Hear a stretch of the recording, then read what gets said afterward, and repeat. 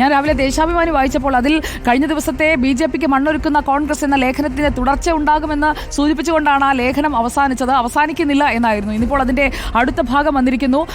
ജനപിന്തുണയിൽ ഉറച്ച മുന്നേറ്റം എന്ന തലക്കെട്ടോടു കൂടിയാണ്. കോൺഗ്രസിനെതിരെ രൂക്ഷ വിമർശനമാണല്ലോ ഇന്നത്തെ ലേഖനത്തിലും മുഖ്യമന്ത്രി പിണറായി വിജയൻ മുന്നോട്ട് വെച്ചിരിക്കുന്നത്. പരോക്ഷമായും പ്രത്യക്ഷമായും സംഘപരിവാറിനെ സഹായിക്കുന്ന നയമാണ് കോൺഗ്രസിന്റേത്. ഇത് സമൂഹത്തിൽ മതാധിഷ്ഠിത വിള്ളലുണ്ടാക്കും എന്നൊക്കെ മുഖ്യമന്ത്രി പിണറായി വിജയൻ ദേശാഭിമാനിയിലെ നിലപാടിൽ വ്യക്തമാക്കുകയാണ്. റോഷിപാൽ, അതിന്റെ വിശദാംശങ്ങളിലേക്ക് വന്നു കഴിഞ്ഞാൽ, കേരളത്തിൽ മേധാവിത്വം നേടാൻ നിരന്തരം ശ്രമിക്കുന്ന സംഘപരിവാറിന് കോൺഗ്രസ് പുതിയ സഹായം കൂടി ചെയ്തു കൊടുക്കുന്നു.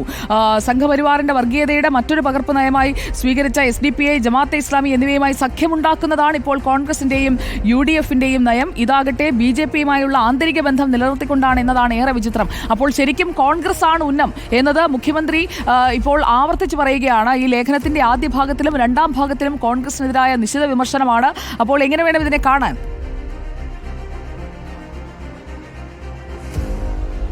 സുജയ, ഒന്ന് CPMന്റെ സംസ്ഥാന സമ്മേളനം കൊല്ലത്ത് വേദിയാകുമ്പോൾ അതിന് തൊട്ടുമുമ്പാണ് മുഖ്യമന്ത്രി ഇപ്പോൾ 2 ദിവസമായി പാർട്ടി മുഖപത്രമായ ദേശാഭിമാനിയിൽ ഈ ലേഖനം നിലപാട് എഴുതുന്നത്. ആ നിലപാടിൽ ഏറ്റവും പ്രധാനമായി ഒന്ന് സംഘപരിവാറിന്റെ സംസ്ഥാനത്തുള്ള വളർച്ചയെ ചൂണ്ടിക്കാട്ടുന്നു. സംഘപരിവാറിന് വളരാനുള്ള മണ്ണൊരുക്കുകയാണ് കോൺഗ്രസ് എന്ന വിമർശനം അത് ആവർത്തിക്കുന്നുണ്ട്. കാരണം തീവ്ര വർഗീയ ശക്തികൾ, അത് ന്യൂനപക്ഷമായാലും ഭൂരിപക്ഷമായാലും വർഗീയത ഒന്നാണെന്ന നിലപാട് ആവർത്തിക്കുമ്പോൾ SDPI, ജമാഅത്ത് ഇസ്ലാമി അടക്കമുള്ള സംഘടനകളുമായി കൂട്ടുചേരുന്നു എന്ന ആരോപണം CPM ആവർത്തിക്കുന്നു. അതുതന്നെയാണ് മുഖ്യമന്ത്രി പിണറായി വിജയനും ഈ ലേഖനത്തിലൂടെ ആവർത്തിക്കുന്നത്. അതുവഴി സംഘപരിവാർ ശക്തികൾക്ക് കൂടുതൽ വളരാനുള്ള പ്രചോദനം നൽകുന്നു എന്ന ആരോപണമാണ്.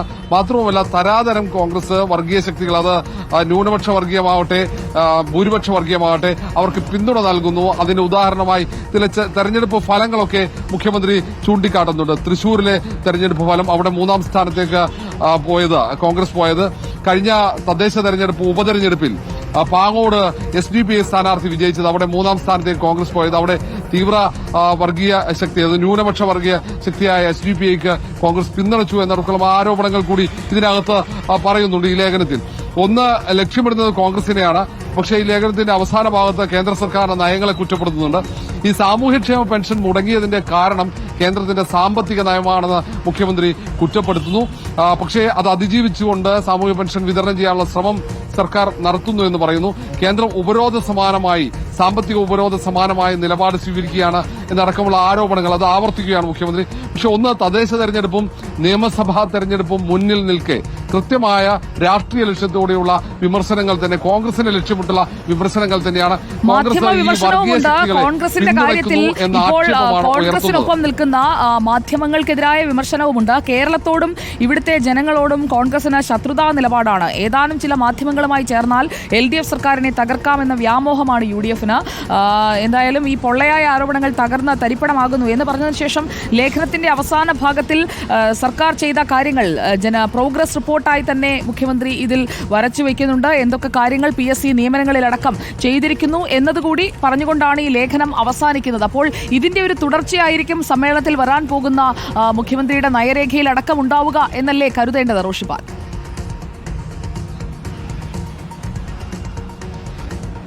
സുജയ, സംശയമില്ല.